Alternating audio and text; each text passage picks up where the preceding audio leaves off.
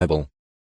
An account of versions, or translations, of the scriptures will engender gratitude to Jehovah God for the wonderful way in which he has preserved his word for the benefit of mankind's millions.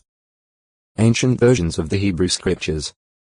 Extant today are possibly 6,000 ancient manuscripts of all or portions of the Hebrew scriptures, written in Hebrew with the exception of a few Aramaic sections. Known to be still in existence are also many manuscripts of old versions, or translations, of the Hebrew scriptures in various languages. Some versions were in themselves translations of earlier translations from the Hebrew.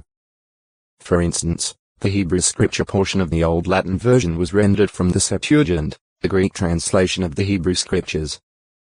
On the other hand, some ancient versions of the Hebrew scriptures, the Greek Septuagint, Aramaic Targums, the Syriac Peshitta, and the Latin Vulgate, were made directly from the Hebrew and not through the medium of a version in Greek or some other language.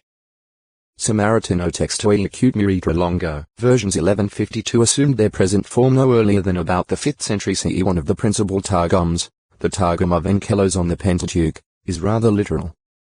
Another, the so-called Targum of Jonathan for the Prophets, is less literal. Extant today are Targums on most books of the Hebrew scriptures except Ezra, Nehemiah, and Daniel. The Greek Septuagint. The Greek Septuagint, often designated LXX, was used by Greek-speaking Jews and Christians in Egypt and elsewhere. Reportedly, work on it commenced in Egypt in the days of Ptolemy Philadelphus 285,246 BCE when, according to tradition, the Pentateuch thereof was translated into Greek by 72 Jewish scholars. Later, the number 70 somehow came to be used, and the version of the Pentateuch was referred to as the Septuagint, meaning 70. The other books of the Hebrew scriptures by various translators, whose style varied from quite literal to rather free rendition, were gradually added until translation of the entire Hebrew scriptures had finally been completed during the 2nd century BCE, and perhaps by 150 BCE thereafter the entire work came to be known as the Septuagint.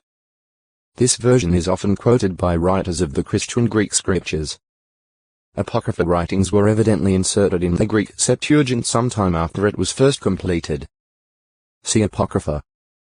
One of the oldest extant manuscripts of the Greek Septuagint is Papyrus 957, the Rylands Papyrus 3. 458, preserved in the John Rylands Library, Manchester, England. It is of the 2nd century BCE and consists of fragments of Deuteronomy 23, 24, 24, 3, 25, 1-3, 26, 12, 17-19, 28, 31-33. Another manuscript, of the 1st century BCE is Papyrus Fuad